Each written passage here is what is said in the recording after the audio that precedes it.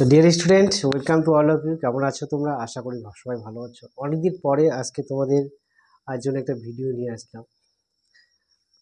তো এই ভিডিওটির জন্য তোমরা অনেকেই বারবার করে অনুরোধ করে বলেছো যেহেতু সামনে পরীক্ষা, আর পরীক্ষার জন্য সবাই প্রস্তুতি নিচ্ছ, বিএ 6M প্রোগ্রাম কোর্সের ডিএসসি 2 যে সিলেবাস এবং তার সাজেশন জানার জন্য। তো তোমাদের অনুরোধেই কিন্তু আজকের এই ভিডিও। আর অনেকদিন ধরে ভিডিও বানাচ্ছি না এই কারণে যে আমার এই চ্যানেলে অনেক সমস্যা দেখা দিয়েছে।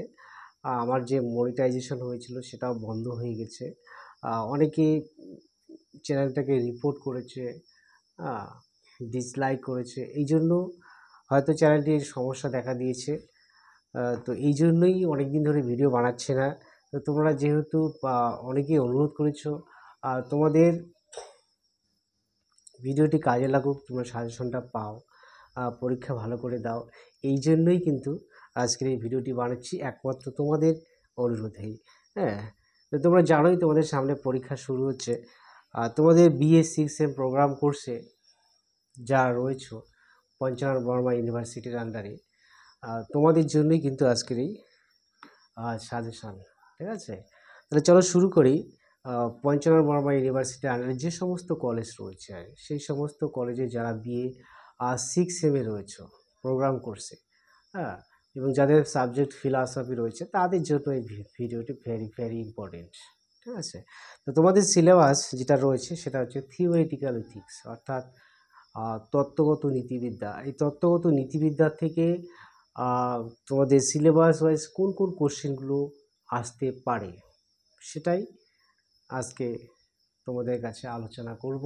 চলুন শুরু করি আজকের এই ভিডিও। তো তোমাদের প্রথমে যেটা রয়েছে যে নীতিবিদ্যা, হোয়াট ইজ ইথিক্স, অর্থাৎ নীতিবিদ্যা।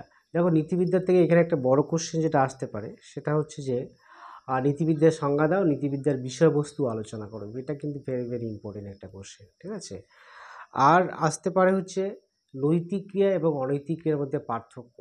ঠিক আছে, দেখো তোমাদের 2024-এ যে কোশ্চেনগুলো আসলো সেগুলো কিন্তু আসতে পারে পরীক্ষা, অর্থাৎ যেগুলো তোমাদের বড় কোশ্চেনে দিয়েছিল সেগুলো এবার ছোট কোশ্চেনে দেবে, বা যেগুলো আগে ছোট কোশ্চেনে এসেছিলো সেগুলো বড় কোশ্চেনে দেবে। অতএব তোমাদের সিলেবাস ওয়াইজ সমস্ত কোশ্চেন কিন্তু খুব ভালো করে পড়তেই হবে। ঠিক আছে, তাহলে 1 নম্বর কি বললাম, নীতিবিদ্যার সংজ্ঞা, স্বরূপ, বিষয়বস্তু, এটা বড় কোশ্চেন। আর হচ্ছে নৈতিক ক্রিয়া এবং অনৈতিক ক্রিয়ার মধ্যে পার্থক্য আলোচনা করো। ঠিক আছে, এটা বড় বড় ছোট দুটোর জন্যই পড়তে হবে, অর্থাৎ বড়োর জন্য যদি পড়ো তাহলে ছোটোগুলো এমনিতেই কম পেয়ে যাবে। ঠিক আছে, দ্বিতীয় নাম্বার কোশ্চেন হচ্ছে ঐচ্ছিক ক্রিয়া, অনৈচ্ছিক ক্রিয়া, ভেরি ভেরি ইম্পর্টেন্ট। দেখো, ঐচ্ছিক ক্রিয়া অনৈচ্ছিক ক্রিয়ার পার্থক্য আর হচ্ছে নৈতিক ক্রিয়া অনৈতিক ক্রিয়ার পার্থক্য, এই দুটো কোশ্চেনের মধ্যে 100% দুটোই থাকবে, বড় কোশ্চেন আর ছোট কোশ্চেন মিলেই কিন্তু দুটো আসতে পারে, খুব ভালো করে পড়বে। ঠিক আছে, আরেকটা যেটা ভেরি ভেরি ইম্পর্টেন্ট কোশ্চেন সেটা হচ্ছে তোমাদের যে মৃত্যুদণ্ড। মৃত্যুদণ্ড কি, অর্থাৎ ক্যাপিটাল পানিশমেন্ট। এই ক্যাপিটাল পানিশমেন্ট খুব ভালো করে পড়বে। ঠিক আছে, এই ক্যাপিটাল পানিশমেন্ট অর্থাৎ মৃত্যুদণ্ডের পক্ষে এবং সপক্ষে বিপক্ষে যে যুক্তিগুলি রয়েছে সেগুলো আলোচনা করো। ঠিক আছে, এই ধরনের একটা কোশ্চেন তোমাদের আসতে পারে। নেক্সট আসতে পারে যে নৈতিক বিচারের যে স্বীকার্য সত্য। নৈতিক বিচারের স্বীকার্য সত্য বলতে কী বোঝায়? নৈতিক বিচারের স্বীকার্য সত্যগুলি আলোচনা করো। এই ধরনের একটা কোশ্চেন আসতে পারে। আর হচ্ছে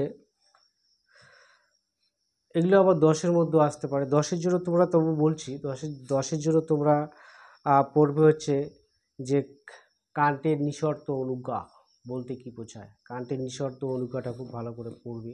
ঠিক আছে, মিলের উপযোগবাদ সবিচার আলোচনা করো, এটা একটা কোশ্চেন। আর হচ্ছে নিষ্কাম কর্মের স্বরূপ। হ্যাঁ, এবার কিন্তু তোমাদের যেটা আসতে পারে সেটা হচ্ছে তোমাদের সকাম কর্মের স্বরূপ। সকাম আর নিষ্কাম দুটোর মধ্যে পার্থক্য, এটা খুব ভালো করে তোমাদের কিন্তু পড়তে হবে। ঠিক আছে, নেক্সট যেটা কোশ্চেন রয়েছে যে নৈতিক সুখবাদ ও মনস্তাত্ত্বিক সুখবাদ সম্পর্কে আলোচনা করো। সুখবাদ দুরকম সুখবাদ রয়েছে, নৈতিক সুখবাদ এবং মনস্তাত্ত্বিক সুখবাদ। দুটো সুখবাদ একটু ভালো করে পড়বে, সেখান থেকে তোমাদের ছোট কোশ্চেন, বড় কোশ্চেন, সব ধরনের কোশ্চেন কিন্তু তোমাদের কমন পেয়ে যাবে। ঠিক আছে, আর যে বড় কোশ্চেনগুলো পড়লে কিন্তু সেখান থেকে 1 নম্বরের কোশ্চেনগুলো তোমরা অবশ্যই কমন পেয়ে যাবে। নেক্সট তোমাদের জন্য বলবো পড়তে, সেটা হচ্ছে যে কর্তব্যের জন্য কর্তব্য উক্তিটি কার ব্যাখ্যা করো। এটা কিন্তু কান্টের একটা বিখ্যাত উক্তি, ডিউটি ফর ডিউটি শেক।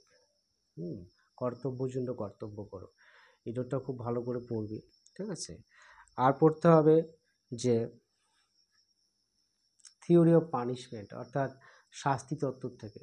দেখো শাস্তি তত্ত্ব থেকে শাস্তি তত্ত্ব হচ্ছে তিনটা রয়েছে। তোমাদের সংশোধনাত্মক মতবাদ, প্রতিরোধাত্মক আর হচ্ছে প্রতিশোধাত্মক, তিনটা মতবাদই কিন্তু ভালো করে পড়তে হবে। যদি এটা এসে থাকে তাহলে তোমাদের দেখো পানিশমেন্ট থেকে আসবে, না হলে ক্যাপিটাল পানিশমেন্ট, ঠিক আছে। শাস্তি তত্ত্ব আর হচ্ছে মৃত্যুদণ্ড, ঠিক আছে। এই দুটো কোশ্চেন কিন্তু খুব ভালো করে রেডি করে রাখবে, এখান থেকেই তোমরা দুটো কোশ্চেন কমন পেয়ে যাবে, ঠিক আছে। মিল এবং বেনথামের উপযোগবাদ তো বললামই, এটা একটু দেখে নিবা, ঠিক আছে। সুখবাদ কি, সুখবাদ আলোচনা করো।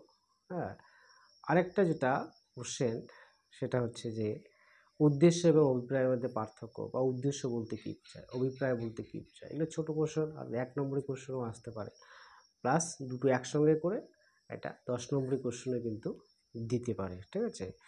নীতিবিদ্যা বস্তুনিষ্ঠ নাকি আদর্শনিষ্ঠ ব্যাখ্যা করো, ভেরি ভেরি ইম্পর্টেন্ট একটা কোশ্চেন, ঠিক আছে। এটা ভালো করে পড়বে।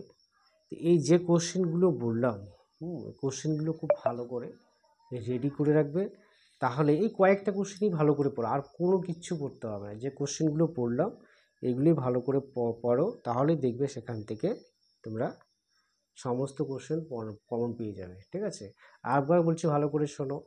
হ্যাঁ, নৈতিক ক্রিয়া, অনৈতিক ক্রিয়া, ঐচ্ছিক ক্রিয়া, অনৈচ্ছিক ক্রিয়া, ঠিক আছে। নীতিবিদ্যার সংজ্ঞা, বিষয়বস্তু, আর হচ্ছে পানিশমেন্ট, থিওরি অফ পানিশমেন্ট অর্থাৎ শাস্তি তত্ত্ব, তিনটা মতবাদ রয়েছে, ভালো করে পড়তে হবে। আর হচ্ছে মৃত্যুদণ্ড, মৃত্যুদণ্ডটার পক্ষে বিপক্ষে যুক্তি, এটা ভালো করে পড়ে রাখবে, ঠিক আছে। আর হচ্ছে উপযোগবাদ, ভেরি ভেরি ইম্পর্টেন্ট। এই কয়েকটা কোশ্চেন খুব ভালো করে পড়বে, তাহলে দেখবে A to Z 15, 10, হ্যাঁ, তোমাদের বাকি যে 1 নম্বরের কোশ্চেন রয়েছে, 5-এর কোশ্চেন রয়েছে, সমস্ত কিছু কিন্তু কমন পেয়ে যাবে আশা করা যায়, ঠিক আছে। তো ছোট কোশ্চেন যদি তুমি বলো, তাহলে বড় কোশ্চেনগুলো পড়লে কিন্তু 1 নম্বরের কোশ্চেনগুলো তোমরা সবাই কমন পেয়ে যাবে। তাও এরপরে কয়েকটা তোমাদের বলছি কীরকম আসতে পারে, যে শাস্তি সম্পর্কে প্রতিরোধাত্মক মতবাদের সংজ্ঞা দাও, নৈতিক বিচার কাকে বলে, উদ্দেশ্য কাকে বলে, অভিপ্রায় কাকে বলে। হ্যাঁ, অনিচ্ছিক ক্রিয়ার সংজ্ঞা দাও, ঠিক আছে। কয়েকটি অনিচ্ছিক ক্রিয়ার নাম করো, ঠিক আছে। সদা সত্য কথা বলা উচিত, এটি নৈতিক না অনৈতিক, ঠিক আছে। এই ধরনের কোশ্চেন কিন্তু তোমাদের আসতে পারে। আত্মসুখবাদ কাকে বলে, পরসুখবাদ কাকে বলে, সুখবাদ বলতে কি বোঝায়, এটা সব 1 নম্বরই কোশ্চেন, এগুলো ভালো করে পড়বে। আর আসতে পারে যে নিয়ন্ত্রণবাদের সংজ্ঞা দাও, অনিয়ন্ত্রণবাদের সংজ্ঞা দাও, ঠিক আছে। আর হচ্ছে স্বেচ্ছাকৃত ক্রিয়া বলতে কি বোঝায়। তারপরে বলতে পারে যে চোখের বদলে চোখ, দাঁতের বদলে দাঁত, শাস্তিতত্ত্বের কোন শাস্তিতত্ত্বটি এই সূত্রটাকে মেনে নিয়েছে, ঠিক আছে। বা কোন শাস্তিতত্ত্ব মৃত্যুদণ্ডকে সমর্থন করে। এই ধরনের কোশ্চেনগুলো কিন্তু পরীক্ষায় আসবেই। এরপরে দেখো তোমাদের বলছি, হ্যাঁ, যে সকাম কর্ম, নিষ্কাম কর্ম, তোমার কর্তব্যের জন্য কর্তব্য, সুখবাদের হেয়ালি বলতে কি বোঝায়, নিঃশর্ত অনুজ্ঞা বলতে কি বোঝায়। হ্যাঁ, ঠিক আছে। এই যে কোশ্চেনগুলো বললাম এর বাইরে কোনো কোশ্চেন থাকবে না, ঠিক আছে। এই কোশ্চেনগুলো খুব ভালো করে খাতায় রেডি করে পড়তে শুরু করো, ঠিক আছে। তো যদি ভালো লেগে থাকে তাহলে অবশ্যই এটা লাইক দিতে ভুলবে না, আর তোমাদের বন্ধু বান্ধবীদের কাছে শেয়ার করো ভিডিওটি, সবাইকে জানার সুযোগ করে দিও। তো যদি পরীক্ষা ভালো হয় তাহলে অবশ্যই কিন্তু কমেন্টস করে বলবে যে হ্যাঁ স্যার পরীক্ষা ভালো হয়েছে।